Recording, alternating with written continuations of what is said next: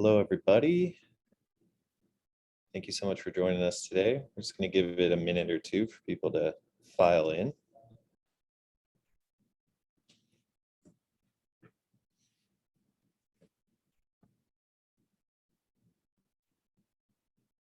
If you're just joining us, we're just going to give it another minute so people join us.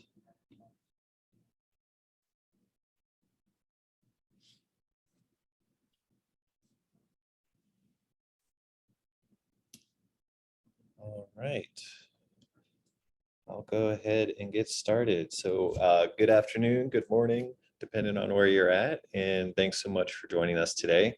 Welcome to the 23rd edition in our webinar series on the convergence of wetland science and technology.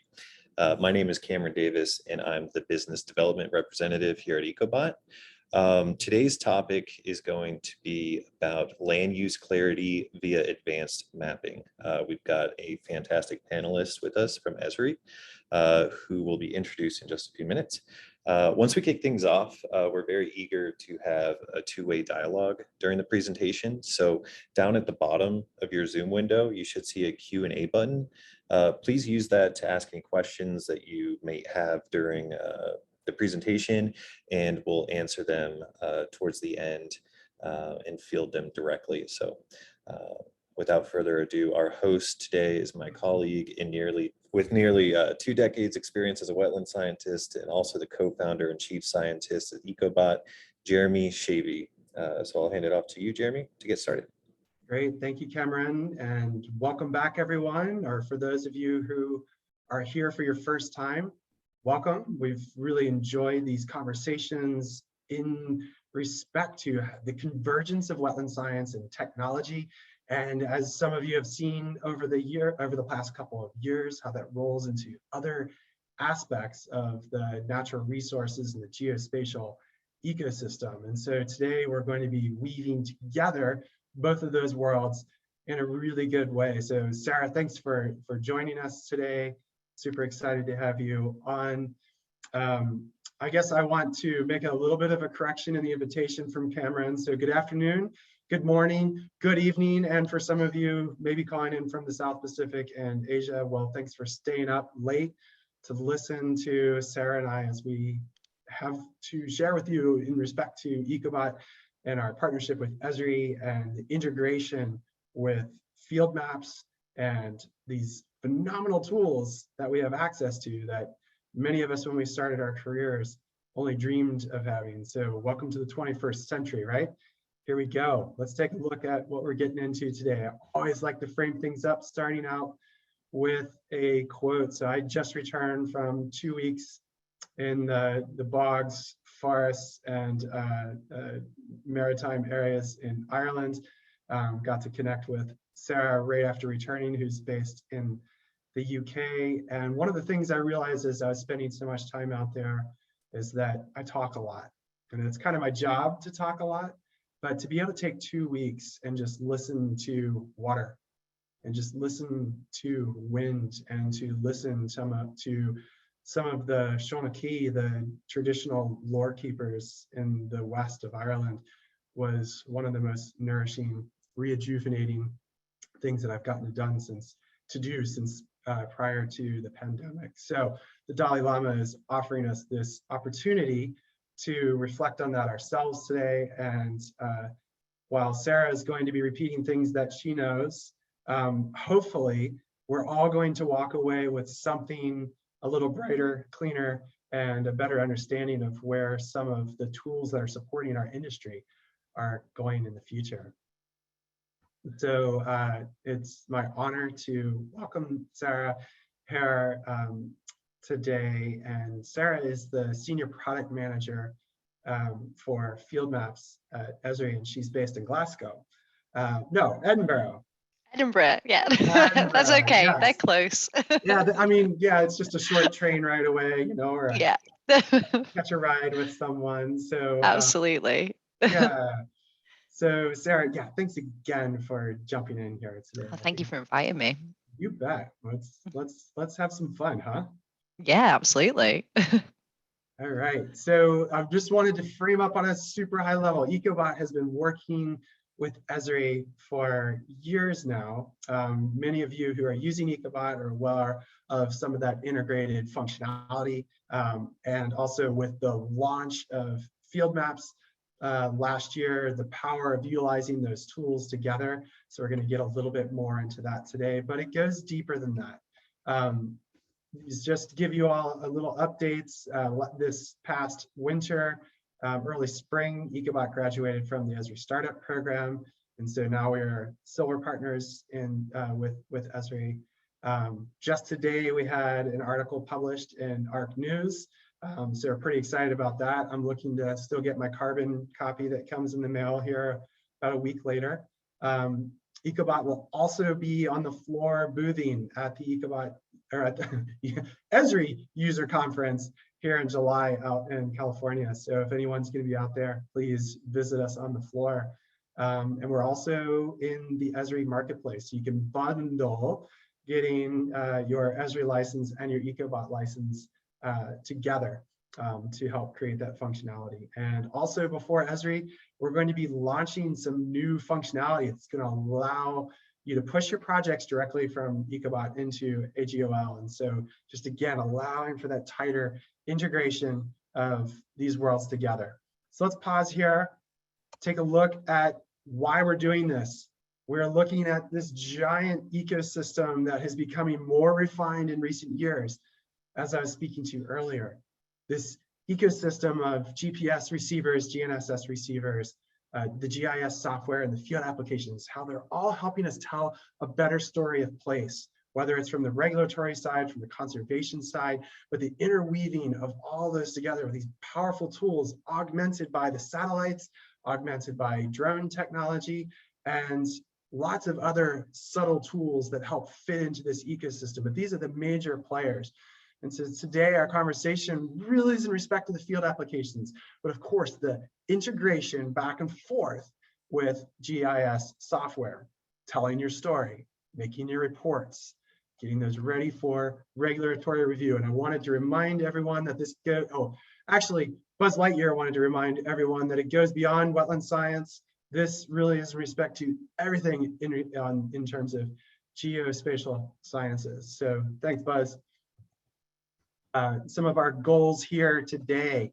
I'm going to give a very high-level overview of some of these components in the ecosystem that I just reminded us that we're speaking to, and then I'm going to turn it over to Sarah, and she's going to talk a little bit more in depth about broader field maps capabilities, and then get into a couple specific case studies that'll be very helpful for all of us here who are in the consulting and regulatory industry. In respect to threatened endangered species, red listed species, wetlands, waters of the United States studies, etc.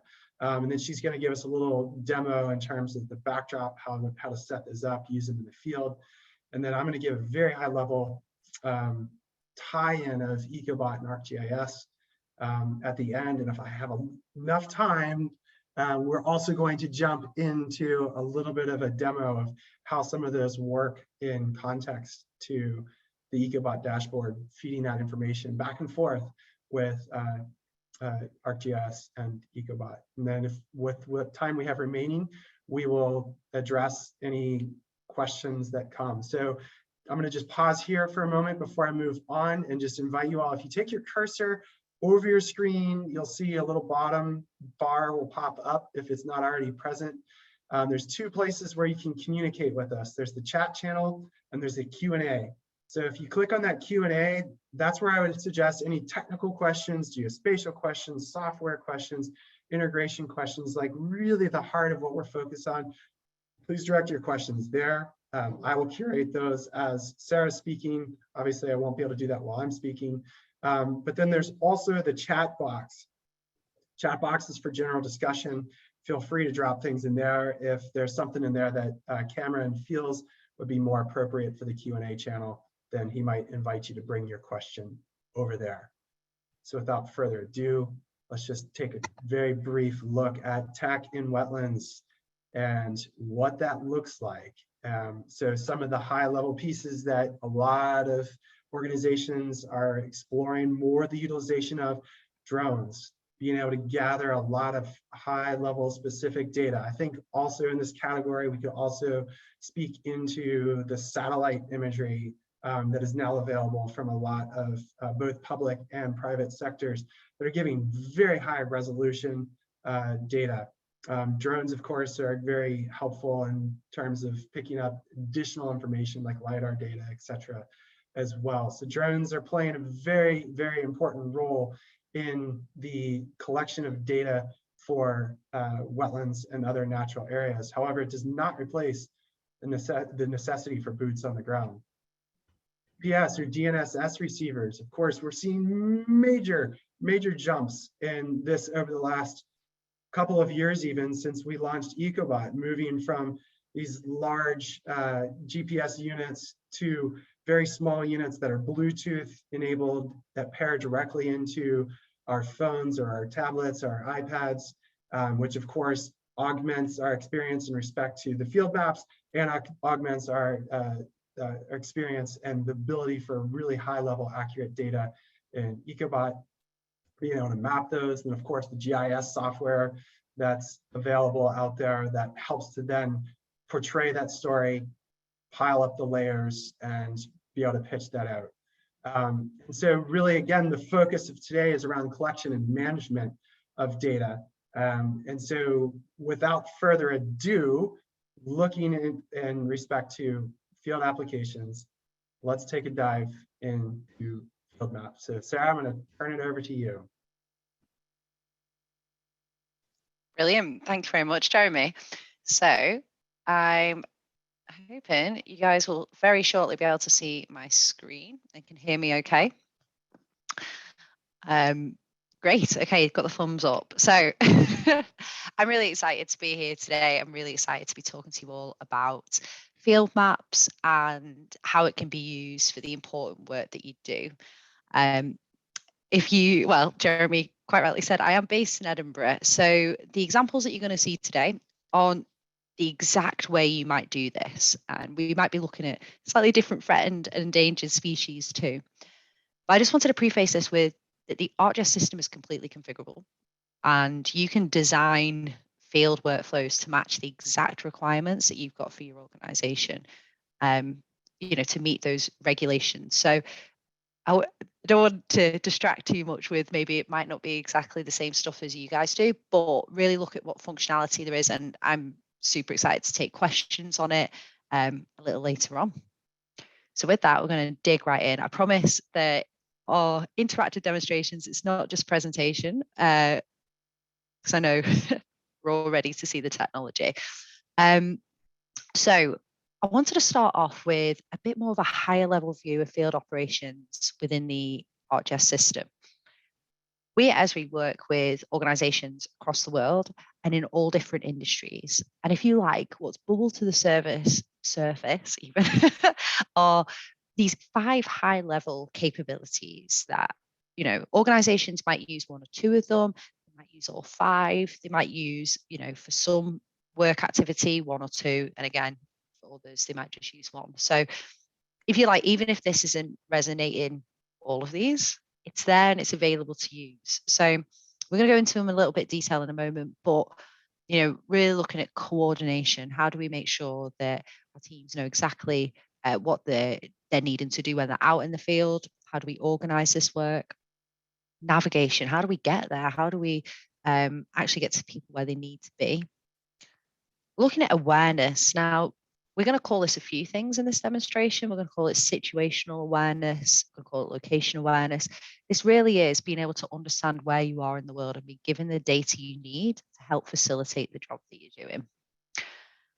Data capture, which is probably why we're all here, right? Is the capturing of that data, editing it to reflect the real world circumstances. This is a huge part of what we do in field operations, and we're going to look at that. Got a great demo to show you some of the ways that we do that. And then finally, once I finish with evaluation, this is really the step between field and office. How do we get that data into the hands of the people who need it? How do we make sure that's really quick? How do we make sure we can report on this data? How can we make sure we can analyze it as quickly as possible so we can make decisions? And there is a responsibility there on the field tools we use to be able to do that. So we're going to talk a little bit about that today as well. So that's my kind of high-level pitch for field operations within the ArcGIS system. So let's take a little look at field maps. So why did we make field maps? Well, we really wanted to be able to give mobile teams a tool that they can use to help aid the job that they're doing, right? So whether or not that is data capture, whether or not it's seeing a digital representation of the data, of the digital assets that they're going to go and see in the real world. So for that, we understand that mobile teams are not necessarily GIS experts. They're not necessarily GIS professionals. They can be, but they might not be. So to help everyone, we wanted to make sure that the app was really easy to use. So you're not going to have an expensive, timely, costs you in time, learning curve and training curve that you're going to need to overcome to be able to go and use it.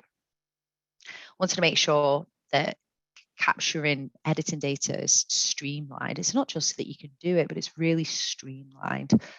We want to make sure that you've got the information you need as and when you need it. A really important part for me, especially, is the synchronicity between the office team and the field team. Having both teams super informed, having access to almost real-time data, it just allows, it allows for worker safety. It allows us to optimize our field activities. It allows us to, back in the office, make decisions on what's coming in from the field as it's coming in. We also, as much as self-service is improving, I'm sure it is in the UK. I'm hoping it's the same over the US too. But self-service for me, whilst it's almost great all the time, there are times where it's just not, and I'm a bit more remote and I need the ability to go offline. So, for those occasions, we work connected and we can work offline. And it's part of the ArcGIS system. And I'm going to talk about that a little bit more in detail as well, and why that's a real advantage whilst using this tool in the field. Okay, so talked a little bit about this at the beginning, just in the preamble about what field maps was, but situational awareness. This is really having that rich data to inform what you're doing, right? So Jeremy and I, before we did this webinar, we talked about data that you would be using out in the field, and it was kind of marrying them up to some of the data sets we have in the Living Atlas. And that ability to have at your fingertips all the information you need. It might be that you're going, this is the information today, but actually this better reflects it, and you're able to capture additional context, feed that back. It really is about where you are in the world, in the field, providing the information that's relevant at that moment in time. Now, situational awareness, we go back to the thought about office and field synchronicity as well.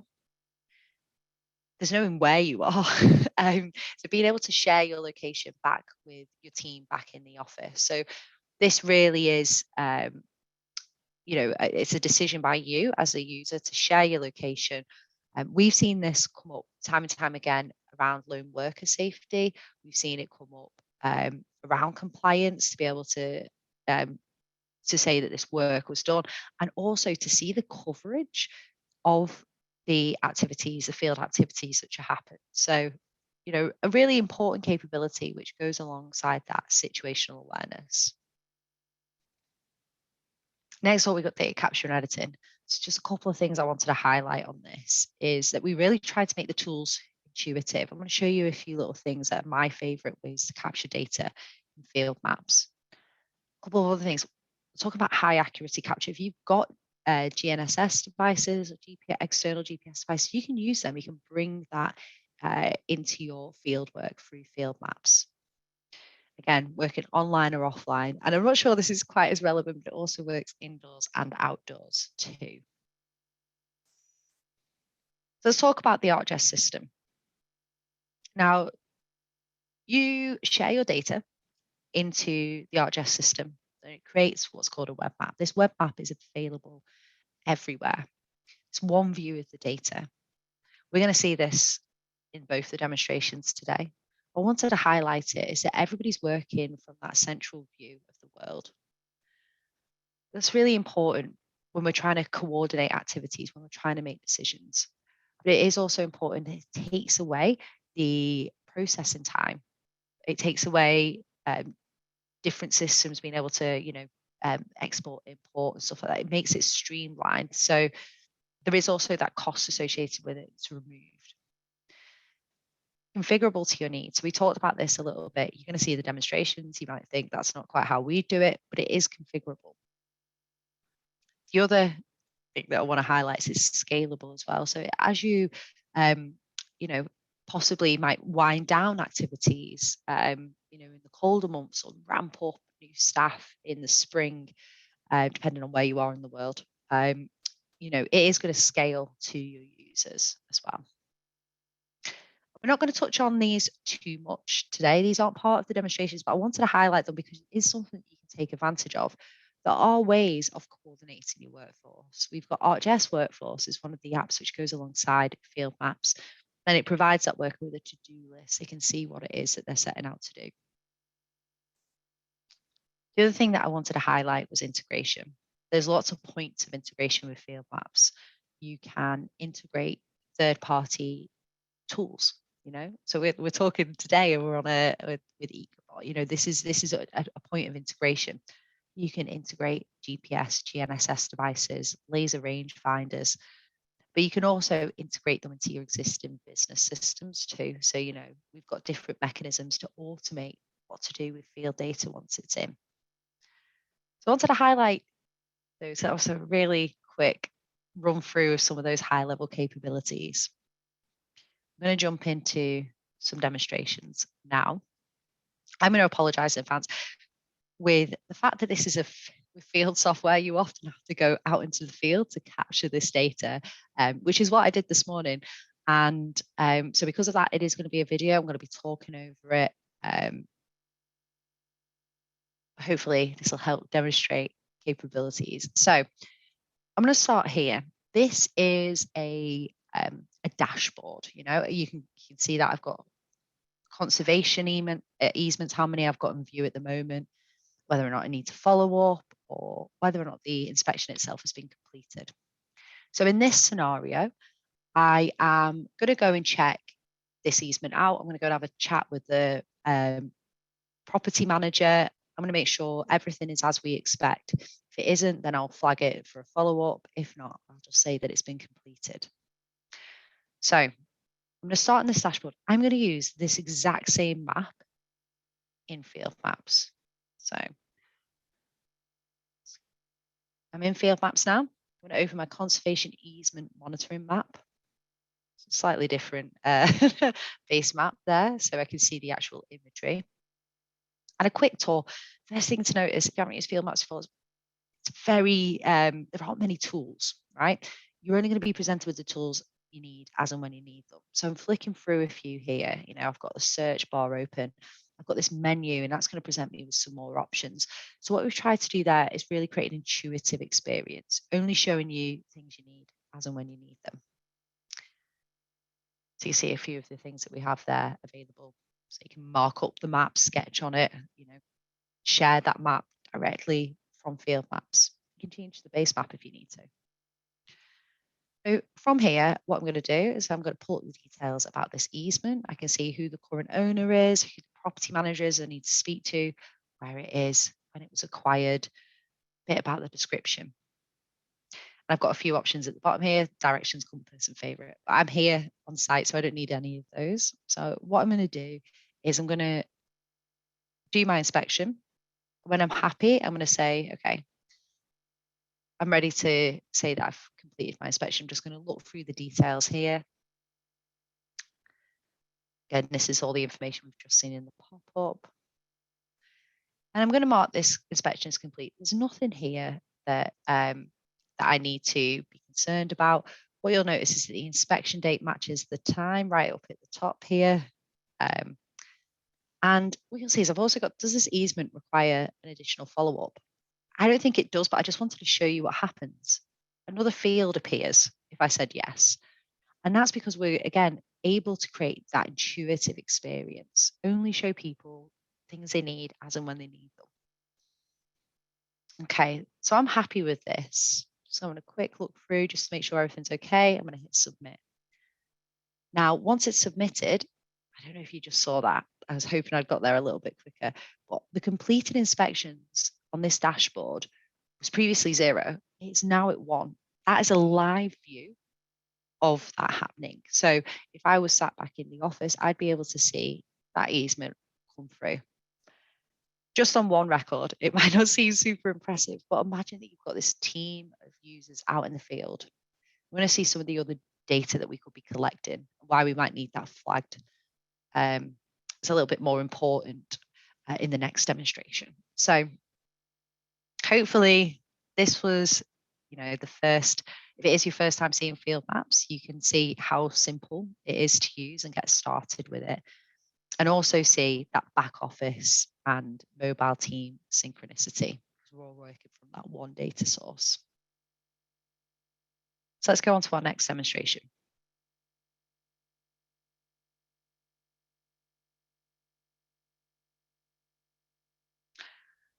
So I'm straight back into field maps here.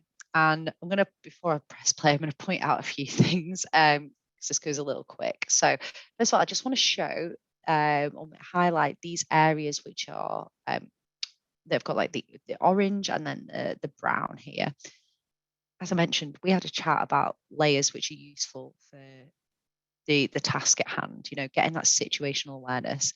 Here I've loaded up the wetlands of Scotland, and I've also loaded up the peatlands as well, which is a protected environment here in Scotland. So I'm just going to hit play. And the reason why I put this in here is because I wanted to show you how you can just use layers you already have, bring it into the field. Even when you're not editing, you can still explore this data and use it to inform your decisions. Now, I have picked somewhere which didn't actually have any of that data in there. So I did want to show you as a concept. So I've selected my survey area. What you can see now is I've pressed navigation. I've got a couple of options. So based on what I've got installed on my device, I could use ArcGIS Navigator, Apple Maps or Google Maps to take me to my survey area. So again, within this app, I'm able to get to where I need to be to begin collecting that data. Okay, so I've magically transported. I didn't think you'd want to see me walking across Edinburgh, so I've magically transported to my survey area. And there's a few things here. So my organisation want me to share my location. They want to know kind of the coverage that we're doing of this area, but because I'm by myself, they want to make sure that they've got access to the last known location. Just going to hit play here. So what you'll see is my blue dot in a moment will begin to move towards the survey area. Just making sure it's, give it a second. There we go. Must be your lunch break. It must have been, absolutely. I got a bit confused. Yeah. So here I am on my way, and I just want you to keep an eye up here about what displays. Because we're going to talk again about situational awareness. So I've just crossed my survey boundary, and what you can see is I've now been prompted, I've been given a message to tell me that my tracks are going to be saved. So from this point, my location is going to be saved, but it's not going to be saved outside of the survey area. So if I do go home before I've turned it off, it's all okay. So I'm going to start to capture a habitat. And what I'm going to do here, zoomed in a little bit, is I'm just capturing it based on what I can see. So you can see my blue dot here in amongst this. It doesn't quite marry up to the imagery layer. So created my habitat. And I'm only going to get given options here, which are relevant to the level above. So what I'm going to select here is I'm going to select broad-leaved parkland scattered trees.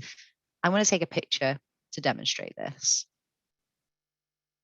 Now you'll see as I'm collecting other habitats, I'm going to be given other options. So once I'm happy with this, I'm going to hit submit. And again, that would be visible to my team back in the field. So now when I collect data, what you're going to see is it goes quite fast. So I'm just going to talk over this. I'm going to pick these 3 buttons and I'm going to start streaming my location. So what this means is I'm literally walking along and my GPS points are being used as one side of this habitat. Again, I'm going to pick woodland, and now I'm going to pick scrub, and I'm going to be given the options for scrub, so dense and continuous. So before we had broadleaf and coniferous. So I'm only getting given the information that I can pick, so I can only create valid data.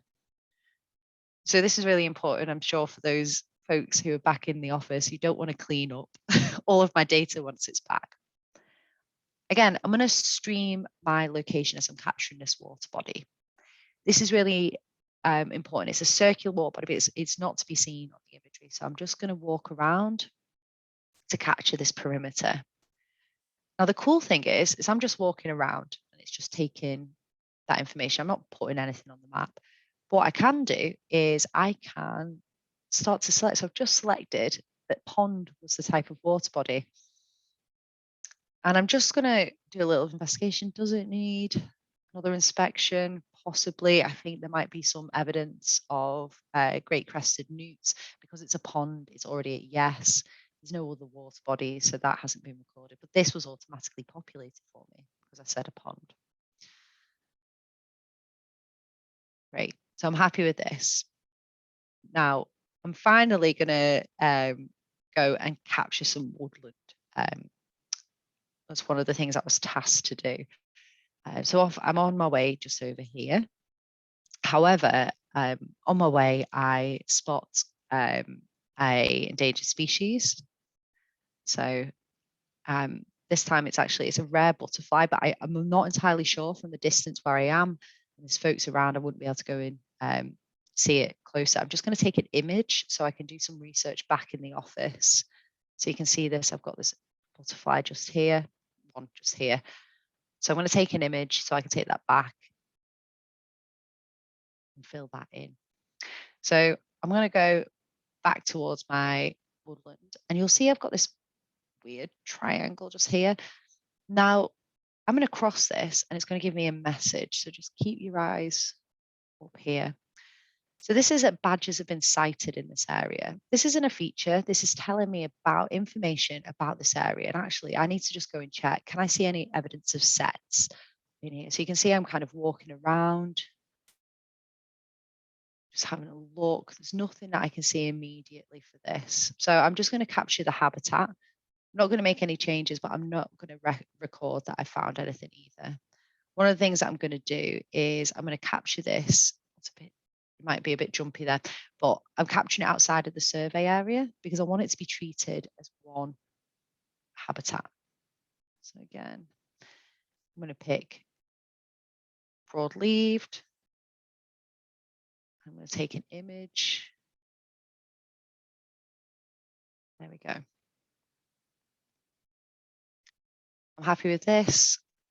Checking the details. I'm going to hit submit. What you'll see is it turns green because it's been correctly classified. And you can see it's gone outside of the survey area. But again, because I want it to be treated as one whole habitat. So you can see I'm making my way over here. And again, there's another feature which isn't present on the imagery, which is a really small shed-like building. So I'm just going to capture this. So you can see I've got a buildings option. I'm just going to quickly capture it here. Now, all I'm asked in this is there a bat inspection required?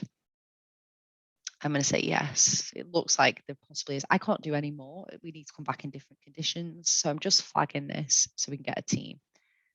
Now I'll finish my survey and you can see I've now got another message. Exited the area, tracks won't be saved. So I can head home and I don't need to worry about anything happening with my location data. It's only being shared with my organization, and they're not going to have, you know, they don't need anything else other than the coverage of the survey area.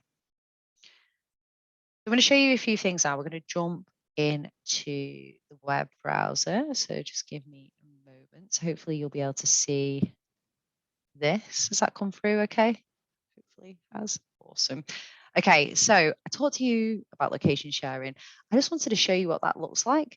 So this is me. This is me making my way around. You can see all of my different tracks. I can click on each of these individual points, see how fast I was walking, even how much battery I had. So this helps to show kind of, you know, how in certain places I probably was a little bit slower, might have been a bit faster in places based on, you know, what observations I was making. It's also good because we can see the coverage. Now, what's the cool thing is I can bring this into a map alongside my existing data.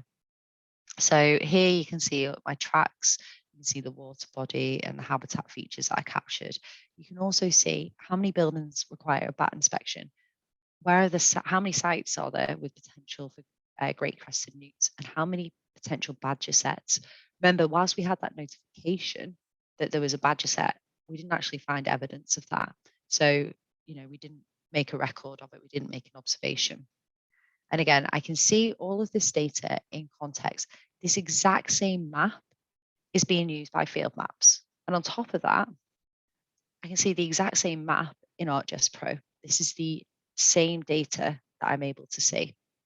So I wanted to highlight this to you because I haven't had to do anything to make this appear in ArcGIS Pro. It just works. I can just open it up. So that's the last bit of the habitat demo I was going to show you. The final thing I wanted to kind of highlight on, I'm just going to, unfortunately, this bar is a little big, so I'm just going to move that over. Okay. The final thing that I wanted to show you was, if you haven't used Field Maps before, or if this is new, or you're thinking about how can I get started with this, I want to show you a sneak peek at some functionality which is coming in October. Now, I will say this is available in our beta program today, so you could have a play with this today, but it is coming in October. And this is the ability to be able to create those maps that you need for the field within Field Maps. But like I mentioned before, if the data is created as part of Field Map, it's created in the ArcGIS system, it doesn't matter if you create it in Field Maps, you're still going to be able to see it in Pro. So you can hit create a new map. I can say that this is my butterfly survey. I'm able to say it's a point layer. That's fine. That's exactly what it needs to be. I can say, will GPS? Yeah, I'll probably be using that. Next, it's my butterfly survey. That's fine. It's going to store it there. I'm going to create this map. Now, what this is going to do, it's going to create a map, which I'm then going to be able to open immediately within Field Maps. I haven't got my phone hooked up to show you that, but I just wanted to show you how quickly we're able to get maps to go out and use in the field. This will load in just a moment, and I've now got my butterfly survey. I can start to add information in here, so I could put in a radio buttons to see which type of butterfly it is, and then I could list out the different types of butterflies. So I can say here, this is going to be a string, create a list, and I'd be able to populate that list. Then when I'm in Field Maps, it'll show me that list when I create a point. It is that simple to get started. So yeah, I just wanted to kind of leave it on that note. You can use the maps you've already got today in ArcGIS Pro, or ArcGIS Online or ArcGIS Enterprise. You can load them straight into Field Maps. You can create new ones really simply. You can configure it exactly to what you need it to be. So I'm going to hand over back to you, Jeremy.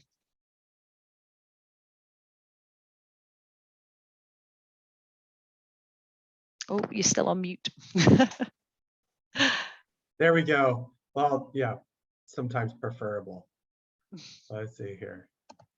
Get back in here. Yeah, so I just wanted to wrap up our talking portion of this, talking a little bit about the integration of Ecobot and field maps, and lean into functionality in terms of, one of the things I can speak to is how I'm using it specifically. Even listening to Sarah's presentation today, I'm like, ooh, I could, so this is also helpful for me, Sarah, in terms of picking up some bits and pieces. So for those of you who are actually doing boots on the ground work and these tools make sense to you and you enjoy using both of them, hopefully some of the ideas that I'll pitch out here will give you some further ideas on how to run forward. One of the things that I would say, and Sarah already kind of spoke to this in respect to field maps, and so this puts it in the context of Ecobot and field maps, is again, just being able to move the data to the appropriate parties at the appropriate time. I find my personal relationship with field maps, because we have a relationship now, is that it's a really, really powerful tool that you can upload a lot of different pieces of geospatial data to from inside of your ArcGIS Pro map and base map that you've put together. And so I frequently find myself actually synonymously having Ecobot and field maps open at the same time. And let me actually just jump to the next set. So here we are inside of Ecobot portion of the ecosystem. And for those of you who aren't as familiar with Ecobot, like Ecobot is specific around the workflow for WOTUS related projects. And so here in respect to wetlands, as most of you who are based here in the United States or in North America know, there's a specific protocol for collecting that data. And so where Ecobot and field maps fit together really well is that precision level mapping, modeling, offline utilization in the field of field maps, as well as Ecobot, and then being able to complete all of that data that's necessary for the Army Corps of Engineers wetland delineation form for all of your sample points, which is what we're looking at here. And so then being able to go, again, back and forth between the mapping protocol inside of Ecobot or field maps. And as I mentioned earlier, by within the next couple of weeks, we're going to be launching this great integrative tool that allows you to upload the results right into AGOL, which will allow you to, just as Sarah was just depicting here, all of your data will just automatically show up. And so pretty excited about that. I guess the next piece that is important, like how, on a personal level, how I'm utilizing them in the field. I'm working mostly east of the Mississippi, but I do have a fair amount of projects that I do in the intermontane and the arid West. When I'm going into the field, I'm going to have all my base map layers in Ecobot. I'm going to have all my base map layers in field maps and be able to refer to those back and forth. And I'm going to try to share a little bit more about that with you all here shortly. See how much time we have. All right, yeah, we're doing good. Well done, Sarah.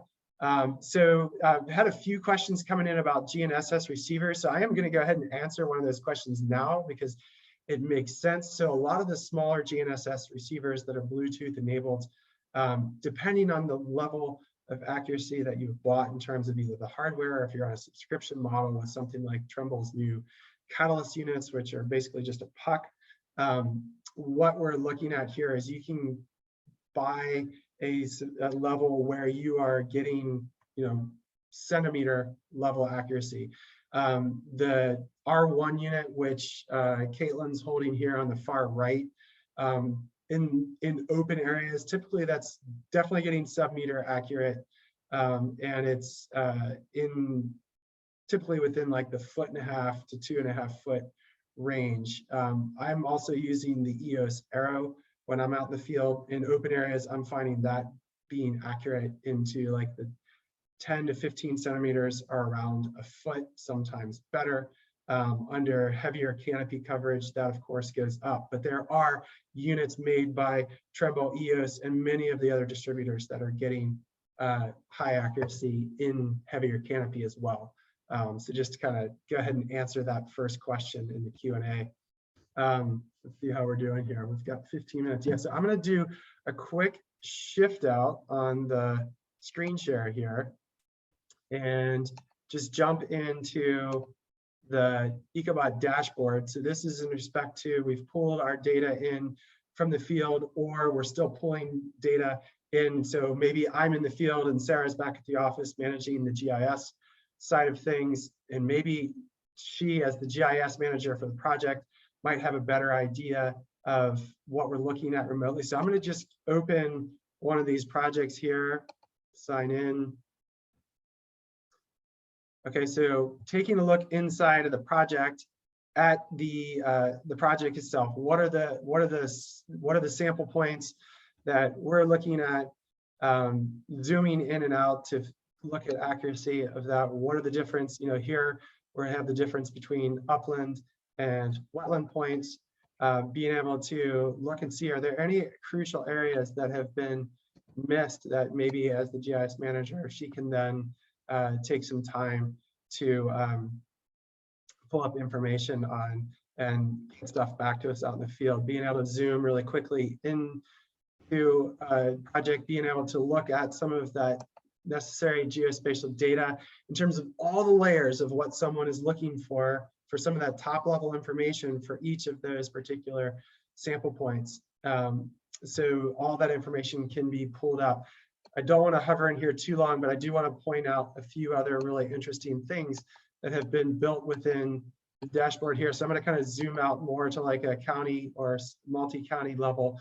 And over here on the far right, we do have an addition now where you can actually see what mitigation banks are found within context of your project area. So within this one being Cape Girardeau, we might have to come out a little bit further, but we've got one out here near Carbondale. But you can also get a report out for what those mitigation banks are. So if you zoom down in the dashboard further here,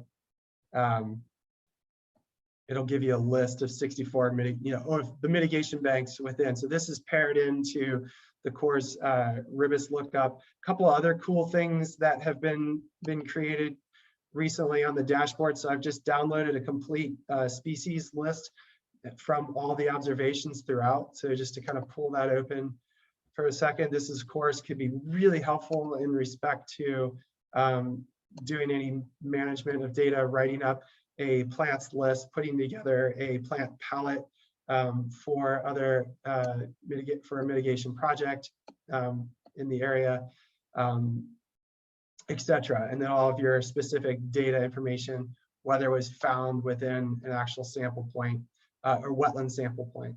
But again, don't want to hover here too long because I definitely want to, don't save that.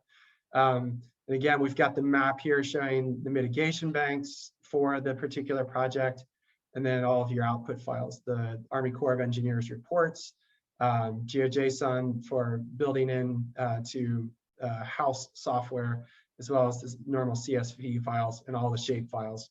Again, if you're partnering what you're doing within context of field maps, these shape files will already be in your base map. So let's come back out of here and back into our, where we left off with our deck. Oh, I've got several windows open here. Let's see, jump down here. So what I wanted to leave us with was just a little bit of where things are currently with Ecobot, just in the excitement of what all is being grown together, both in with our other with all of our partners, specifically here with Esri. It's exciting, exciting, exciting. At the end of March this year, we had just over 48,000 sample points that had been recorded in the system. And as of this morning at 10 a.m., we're at 65,056 sample points. So that's a 35% growth of sample point collection just in the last quarter. So very excited for that. Also participated in the Jasmine conference this year with the Corps and RCS, a lot of the other members of SWS like myself, and had a great connection with some of the folks from the Corps. And so our next webinar is going to be on August 10th, and we're going to have the Corps presenting a really deep, similar today, a deep dive utilization demonstration of how to use the APT tool. And so for those of you who do not know what that is, that's the tool that was put out in 2020 that helps us as field scientists, as well as desktop jockeys, to be able to determine whether the data was collected within a normal precipitation window. So an important piece that the Corps in many districts, although it's supposed to be nationwide, is requesting as part of your submittals for your concurrence reports or your WOTUS reports. So please come back and join us again for our 24th webinar on August 10th with the Army Corps of Engineers, and find out a little bit more about how to utilize that APT tool for wetland delineations and stream classification. So thank you for participating. We've got a few more minutes, so we are going to be able to answer some of these questions from the Q&A channel live. If some of your questions have been dropped in the chat, please drop those over into the Q&A channel so that I can pull those forward. And then Cameron, if you're still on here, I think you were going to speak briefly to this slide before we transition over to Q&A. Yeah, we are really excited with our new dashboard. It just got released earlier this month. So if you do have any interest in taking a look, you can schedule a demo at ecobot.com or reach out to me directly. I believe I emailed everyone that's a part of this webinar. One perk, if you sign up by the end of the week, July 1st, Friday, before the end of the day, we'll include an iPad mini with any subscription that you purchase so that you can start using Ecobot right away. So if you do have any interest, just let us know. Great, thanks, Cameron. And so we'll be jumping into Q&A now. So Sarah, thank you again. One thing that I wanted to say is, we always love mixing up the different types of subject material that we have on these webinars. So looking forward to a nice summer of mitigation banking webinar, the APT tool. We're going to have another conversation with Fish and Wildlife and EPA around NWCA and NWI updates. So with that, I'm going to go ahead and jump into our Q&A here. So yes, so I already answered the first one in respect to GNSS. GNSS receivers, because they're drawing from a lot, all of the constellations of satellites around the planet, are able to get much higher accuracy. And so yes, we're getting sub-foot and at higher units or higher subscriptions to something like, say, like Tremble's Catalyst units, you can get, again, centimeter inch level accuracy. Those points are recorded and then you can translate those to whatever other formats that you need later with some of the calculation tools that are available. Eric McClanahan is asking specifically for projects here in the Southeast, whether we've been able to import LiDAR layers into the application. So Sarah, maybe, are you familiar with LiDAR in terms of the functionality of that? I am, but I was actually going to suggest that potentially provide an answer for this. Maybe I'm not entirely sure, because I wouldn't want to go into the detail of it because of how we need to bring LiDAR into the system. I don't know if there's something that you guys have already done, Jeremy, around this, but I would need a little bit of I'd need to provide a bit more of a detailed answer than I could over this. It's another critical layer that's very helpful in making some of the initial desktop analysis, but then obviously whatever data we have available when we're out in the field to help us understand where we are in respect to topography and heat maps and moisture levels, etc. Like, it's very helpful tool. So as far as I mean, from a high level understanding, like if you have LiDAR in the context of it's a shapefile built into your base map, then it seems to me like you'd be able to import that as a visible layer, just as any other layer, into field maps. You're on mute. Yeah, so basically, it becomes a little bit more difficult if we're talking about like LAS file formats.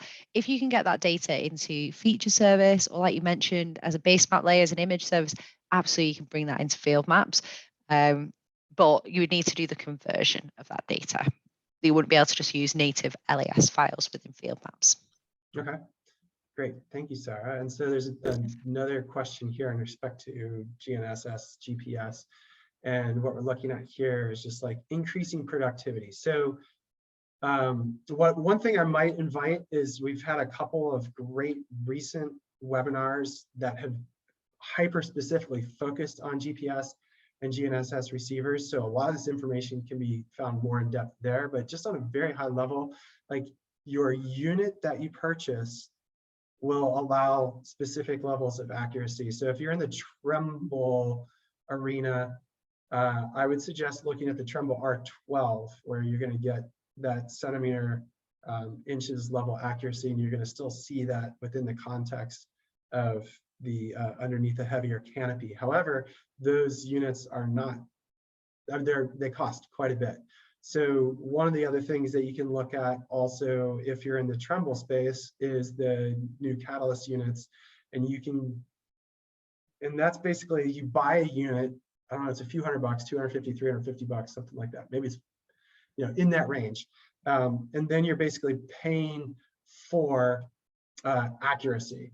So you get a various level of subscription, and then I don't know how they determine how they're going to allow specific levels of accuracy, but that's basically what we're looking at. And so you can get the accuracy that you need, and you just pay more for more precision-based accuracy. So hopefully that answers that question as well. So those are all the questions that I'm seeing in the Q&A channel. We've got a couple more minutes. So, you know, one of the things that I guess maybe I would cap us off with is just saying it's been a pleasure to collaborate with the whole Esri Field Maps team, as well as other of our partners at Esri over the last few years. It's exciting to see where things are going to be going. And we've got some great stories to tell that are going to continue to build into this summer and fall. So Sarah, if you want to share any parting remarks, I'm going to mute for a second because I'm about to.